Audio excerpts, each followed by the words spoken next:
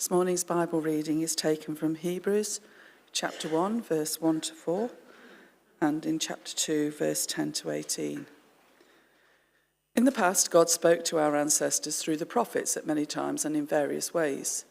But in these last days, he has spoken to us by his Son, whom he appointed heir of all things, and through whom he also made the universe. The Son is the radiance of God's glory and the exact representation of his being, sustaining all things by his powerful word.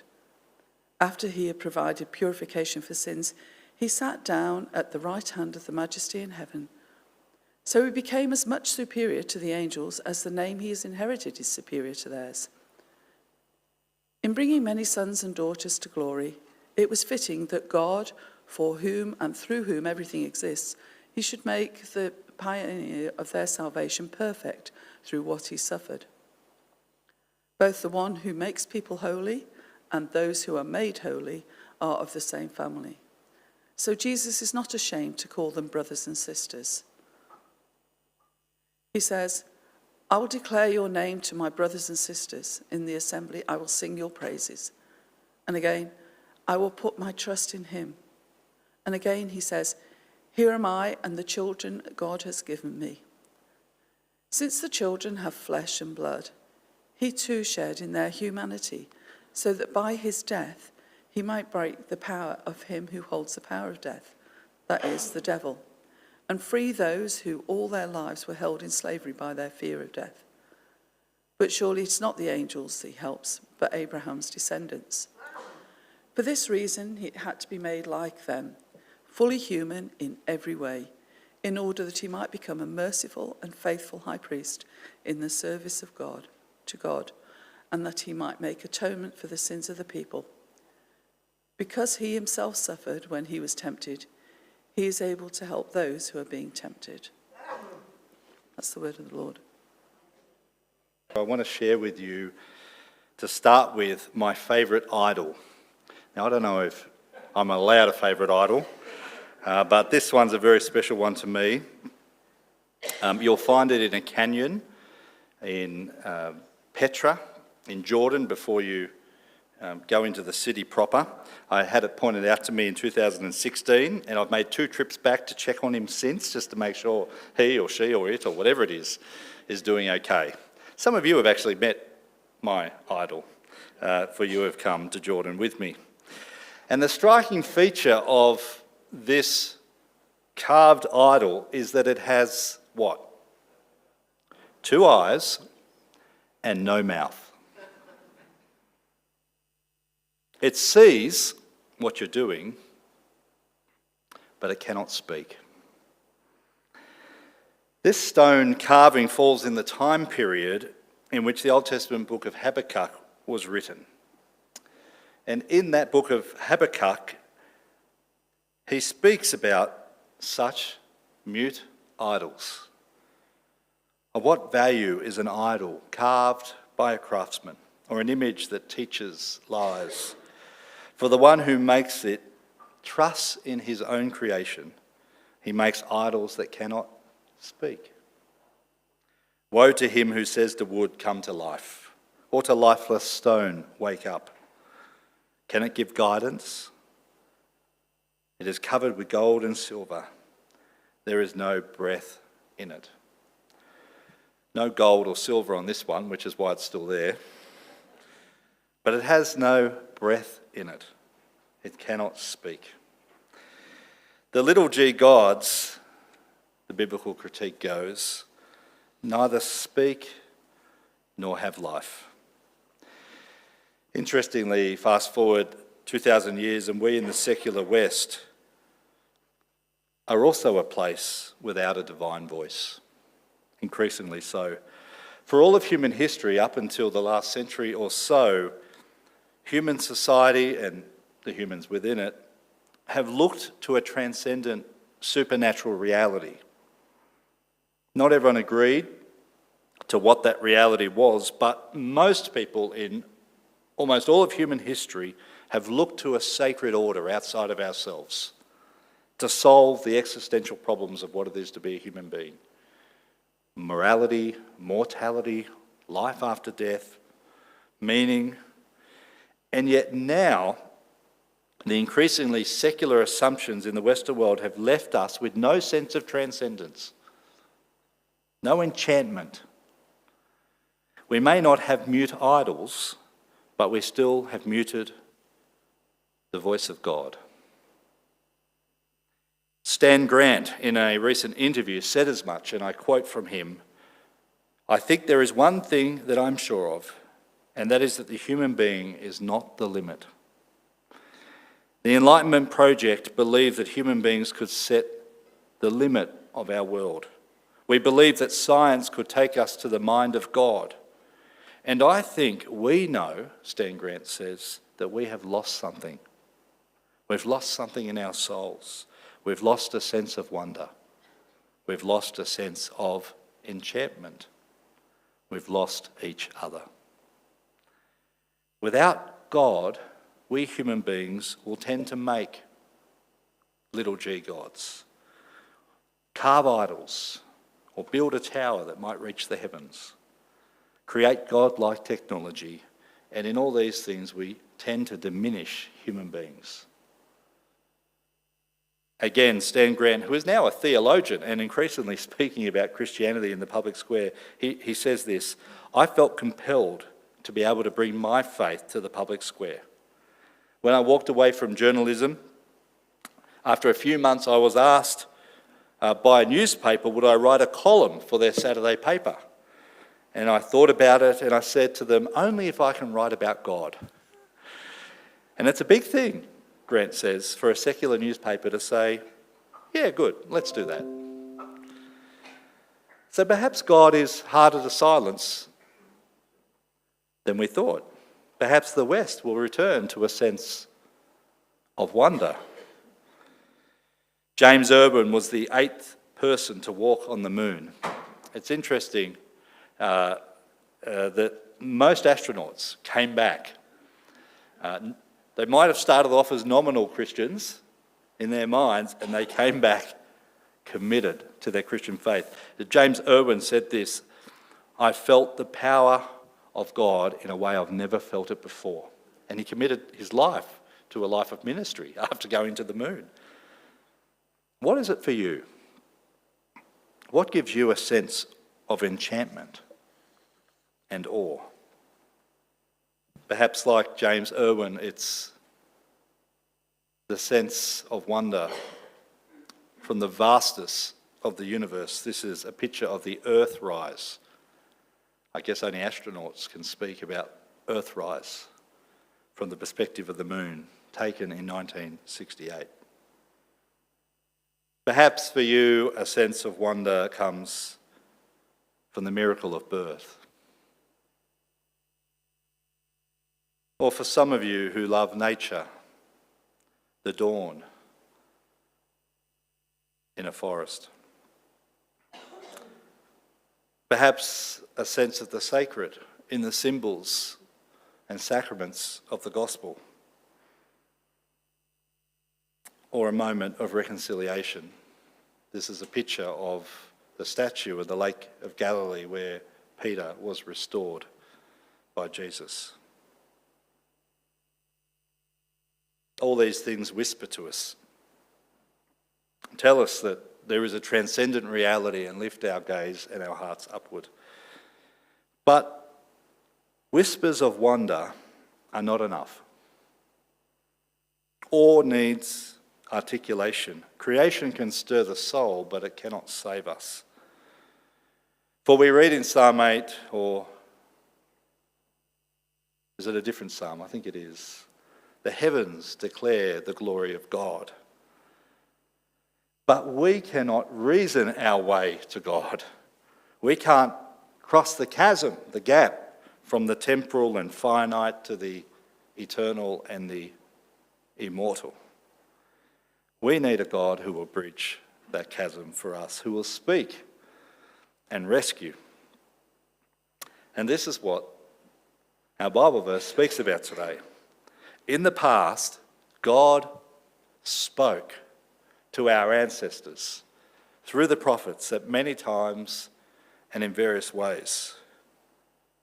The Bible divides human history into two parts. There is, on the one hand, BC, which stands for before Christ, and there is, this will test your Latin, AD. I will not test, I'm among the educated.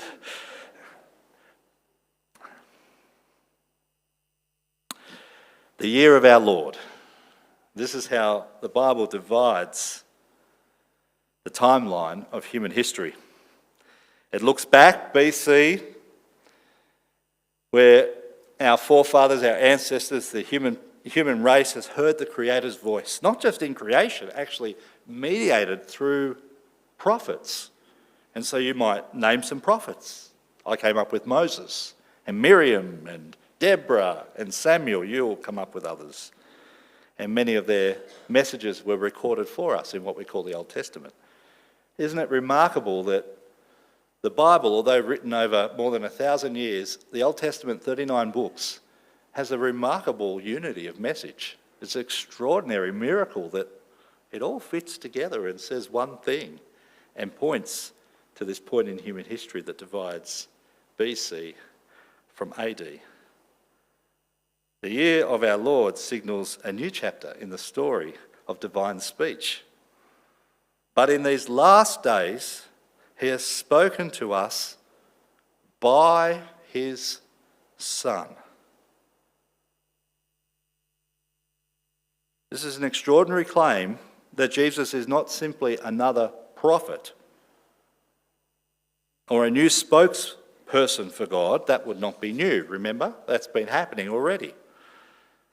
This is a claim that God has directly revealed and disclosed himself by or in or through the Son. Jesus didn't just speak for God, prophets do that, he spoke as God. So the person of Jesus once said of himself, "Anyone who has seen me has seen the Father." And the person to whom he said that, Thomas, who was a little, like all of us, slow, at the end of the Gospel of John falls to his knees, perhaps, and calls upon the risen Jesus, saying, "My Lord and my God." This is high Christology, to use a theological term, a high view of the Son. The person of Jesus not only re-enchants the world with the voice of God, saving us from mute idolatry and even secularism, but Jesus is the one who is animated by the divine being and the Creator himself. And it's this theme of the divinity of the Son,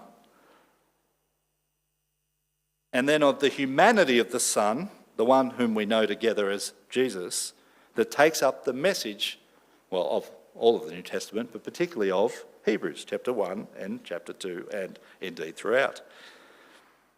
The Son's divinity is first emphasised. You can see a part of it on the screen here, the rest of it in your news sheet. The Son is the inheritor of all things, the one through whom creation came into being. This is really profound, the exact representation. If you have seen me, you have seen the Father, of divine being. Superior than the prophets, superior to the metal and stone carvings of our ancestors, apart and above creation, and exalted even compared to the angels. This is one of the peculiar parts of chapter 1, a comparison with angelic beings. What does this do then for us? Does this exalted being, the Son, continue the gap?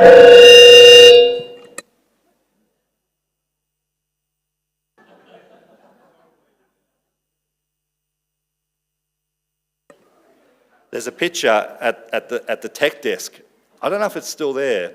It's like a Far Side comic of when something goes wrong and everyone stares at you. Now, the trouble is you all stared at me like it was my fault, but I stared at the tech desk. And we know not we know not what happened, but we are awake. Now, where were we? Does the exalted Son continue the gap between the eternal God and the temporal human being? Is the chasm still wide? Is this Son, this one whom we know as Jesus, so otherworldly that he's of no real help? I just went and saw Superman. Who's seen Superman during the week? A few of you. Oh, just a few.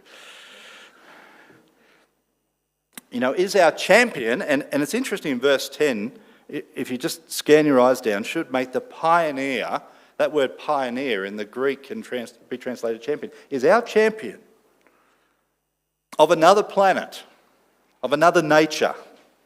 Is he different to us that he's not, maybe he'll do a few things for us, but will he really change us? That's the question that the author of Hebrews is wrestling with. This is the question. This is the existential question. Who will save us from ourselves? The Enlightenment project of which Stan Grant spoke is... Just saw another mic and thought maybe that's what played it up. The Enlightenment project was really a project of optimism in the human race to achieve unprecedented progress. And we've probably been in World War III since the end of World War II, with the threat of nuclear annihilation being the sum of human progress. Who will save us? And so the author of Hebrews will say, well, you're not going to get a superhero that's going to carry the nuclear weapons away. You're going to get the Son made flesh who will change you from within. And so it's the humanity of the Son whom we then encounter in Hebrews from verse 10 of chapter 2. Let me pop it on the screen. In bringing many sons and daughters to glory, it was fitting that God, for whom and through whom everything exists, should make the champion, the pioneer of their salvation, perfect through what he suffered. John Dixon wrote a book called A Doubter's Guide to Jesus, and in it he tells a story about a talk that he gave at the University of Western Sydney. And at the end of his talk about Christian faith, a question came from the audience. It turned out the person was a Muslim leader and an academic. And he pointed out to John Dixon, over a 5-minute period, because all questions are really statements, I've learnt that over the years, that the creator and the sustainer of all things cannot become dependent as a human being. Such was blasphemy, the questioner said.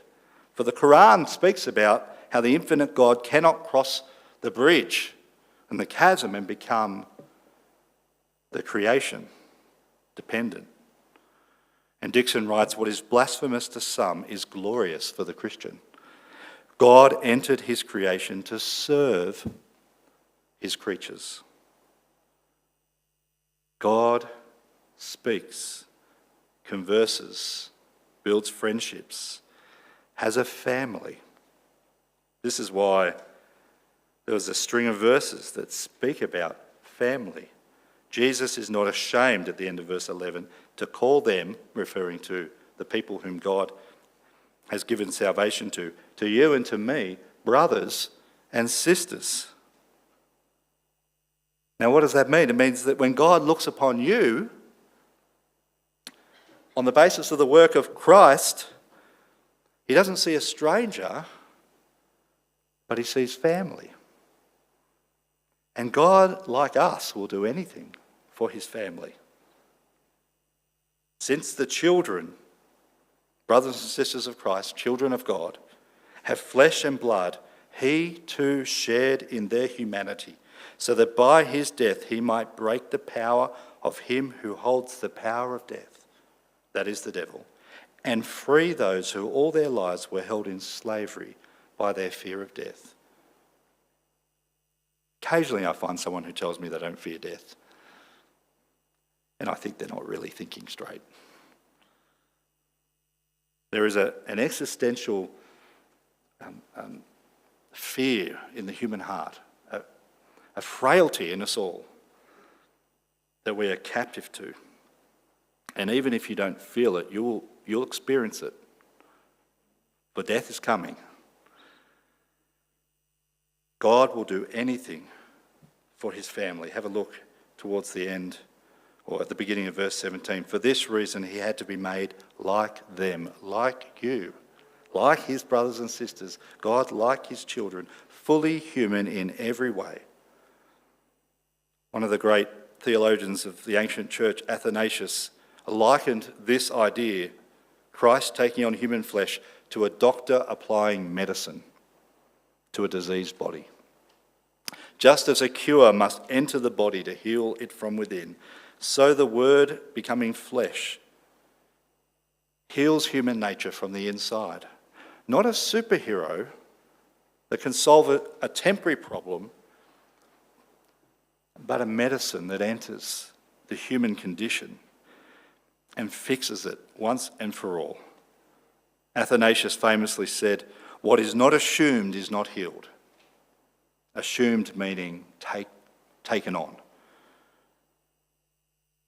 For our humanity to be truly and fully restored, God had to assume our nature.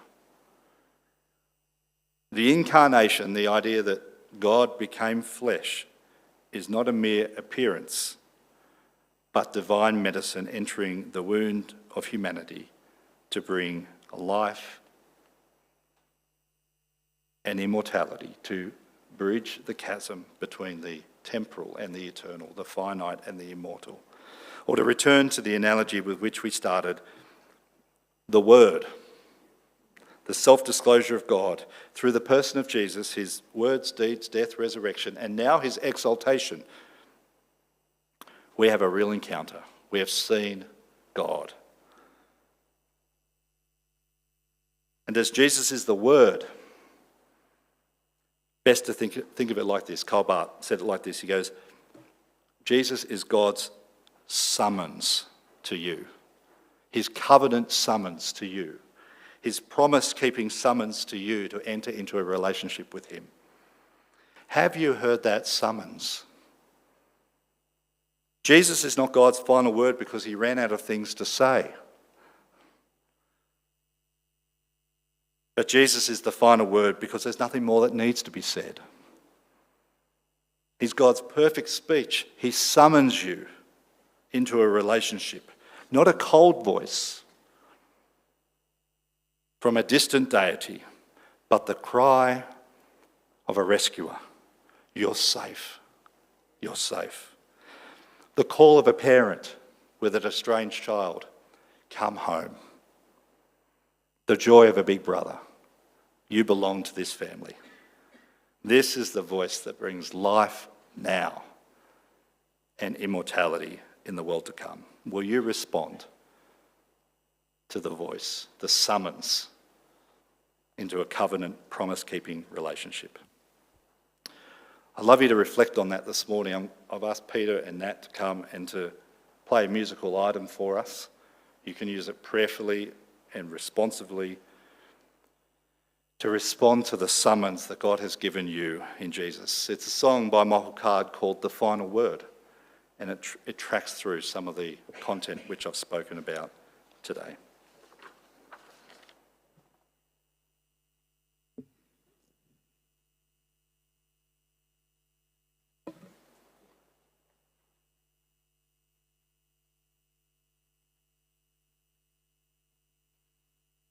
Okay, if I use this one? Yeah. Okay.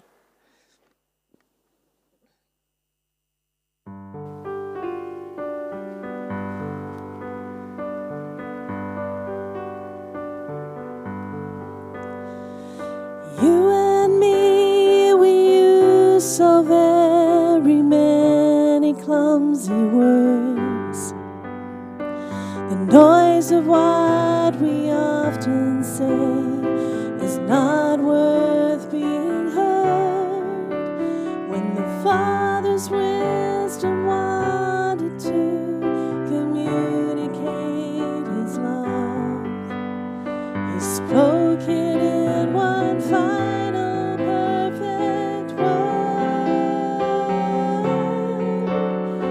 spoke the incarnation, and then so was born the Son.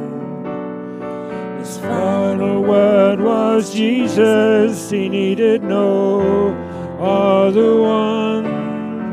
Spoke flesh and blood so he could bleed and make a way divine. And so was born a baby who would die to make it mine.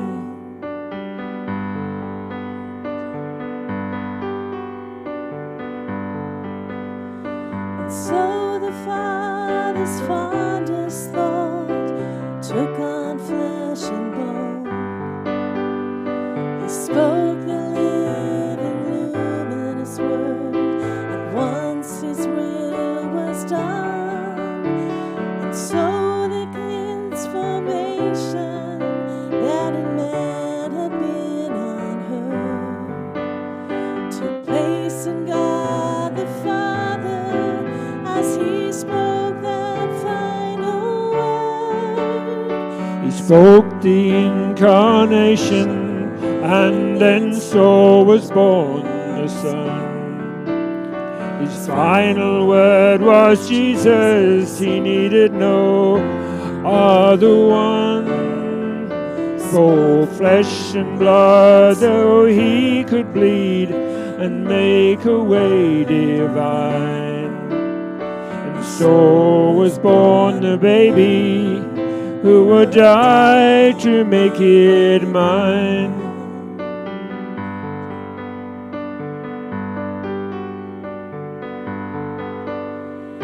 So the light became alive, and man who became man. Eternity stepped into time, so we could understand.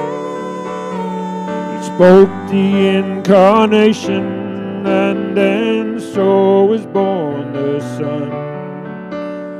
His final word was Jesus, he needed no other one. Spoke flesh and blood so he could bleed and make a way divine. So was born the baby who would die to make it mine. So was born a baby who would die to make it mine.